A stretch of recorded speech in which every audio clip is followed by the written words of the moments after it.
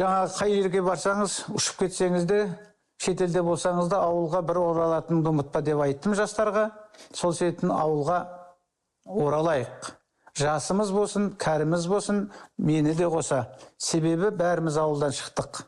Әлі де ауылға беретін көмегіміз бар. Баяғыда сүтті де, етті де, қаржыны да ауылдан келетін. Ауыл қаланы асырайды. Ал енді қала ауылға бет бұру керек қой.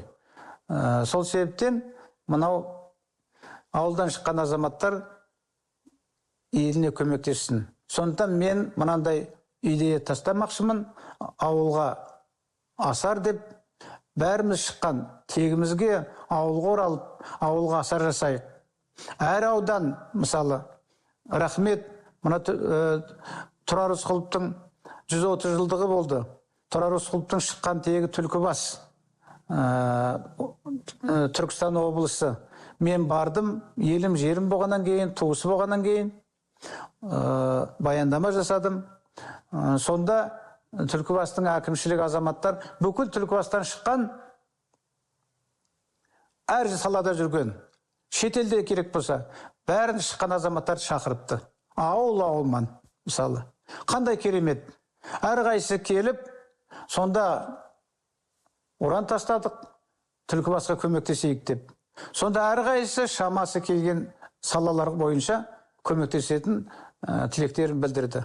Міне бүкіл Қазақстан бойынша осындай идея іске асатын болса, Қазақстан бойынша әр аудан, әр ауылдан шыққан азаматтар келіп, еліне тәжім етіп ауылға сәлем беріп, сені ауылына көмектесетін болса, осының өзі өте үлкен жоба ретінде кетер еді.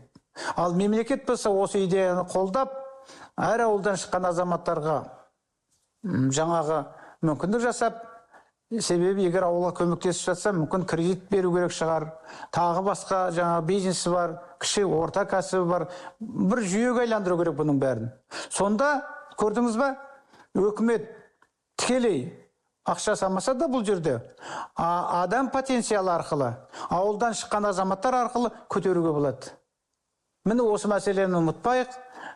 Былай айтқанда мүмкіндіктер өте көп, Құдайға шүкір.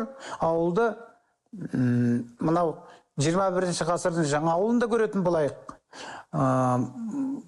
Мынау ауылдағы мәдениетті, тарихты білетін ақсақалдарымыз, абыз ақсақалдарымыз ауылда қалаға немере шөбересінің артынан жүгіріп келместен, ауылда қалса, ауылды көтеруге көмектессе, о кісілерде бұл жақсы болар еді деп айтқым келеді. Жалпы бір сөзбен айтқанда, ауылыңызға оралыңыздар, ауылдарыңызды көтеріңіздер. Ал өкімет билік болса, осыған барлық жағдай жасаңыздар. Әлі де болса, қазақ халқы әлемде ауыл арқылы шығады, ауыл арқылы көтеріледі, ауыл асырайды әлемді керек болатын болса. Соның біз алдың қатарында болайық Қазақстан.